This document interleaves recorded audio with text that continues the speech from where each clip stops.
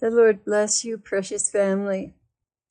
Recently, a very holy young man in our community was disappointed in love, and my heart hurts for this precious brother.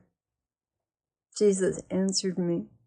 Disappointment in love is one of the most painful things a soul can endure, and I dread it from my children. Lord, what do I say? What you have already said is good. Certainly you can write to her and explain this life more thoroughly so that she is not tormented with lies and operating out of fear. She is young and very much for herself. Married life requires you to live for your spouse as God moves you. Not everyone wants to die to themselves, especially the young who have their own dreams, mostly formed by what society values. Those who keep their lives will lose them, and those who lose them for my sake will find them. You have a wonderful group of people here who abandon their own ways and lives and look at the fulfillment of their relationship with me, and you will see the greatest treasure one could ever want. Are they happy? Yes, very happy, aware that they have chosen to live my will for their lives. It is a scary thing to throw yourself into the abyss of unknowingness, to abandon all you have known and worked for, to have a relationship with God. Boy, I went through that. I really went through that when I became a Franciscan. All I can say, it was like the Rio Grande Gorge, and at the bottom were the bones of all the people who didn't make the jump. Didn't quite make it. It was quite a leap into the unknown. To abandon all you have known and worked for to have a relationship with God can be tormented by thoughts that come against this foolishness. And the demons are not lacking lies to frighten one back into lukewarm, complacent life, a safe life that others accept and applaud you for. Yes, you give up houses, mothers, fathers, brothers, sisters, inheritances, and self-respect from your family and community. You become a fool for Christ, a laughingstock, a lazy, aimless person lacking in normal ambition to fit into society. That's how you were viewed. I just wanted to bring up, Paul talks about this, that we are counted as nothing, while other people have substance and are respected. We're counted as beggars and losers, and I can't remember the exact scripture, and I couldn't get on the internet to find it. But it's true. When you live this life, go about scantily clad, without money and everything else, people look at you like you're a little on the nutsy side. So it was a scary decision to make, to do this. He said, your heart is to fit into my heart, period, no matter what it takes. You are a radical fool, scorned by all, including those who say they belong to me and should know better. But they are owned by their comforts and the approval of parents and friends. They dare not step out of that mold that will never stretch, but always will stay within acceptable social boundaries. Yes, Clare, dearest, I have brought into your life souls that only want me and are happy to go without everything else to have me.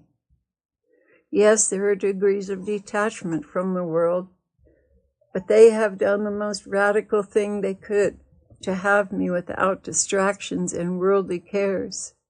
And I will reward them richly with mothers, fathers, brothers and sisters, houses, abundantly in this world, and persecution as well. You know how precious this family is. The love, the caring, the service, the prayer. Yes, these are graces I give in abundance to those who want to live only for me. To them I give the choicest spiritual gifts, and they are dressed as a bride awaiting her husband, adorned with precious stones and choice pearls, gems not of this world, which they shall wear for eternity. They are not living for mother, father, or any other precious person in their lives. They're certainly not living for money and a name.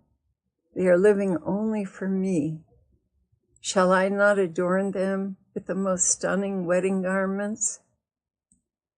When heaven looks in on this little community, they see brides walking around in dazzling brightness, ready for their husbands to be.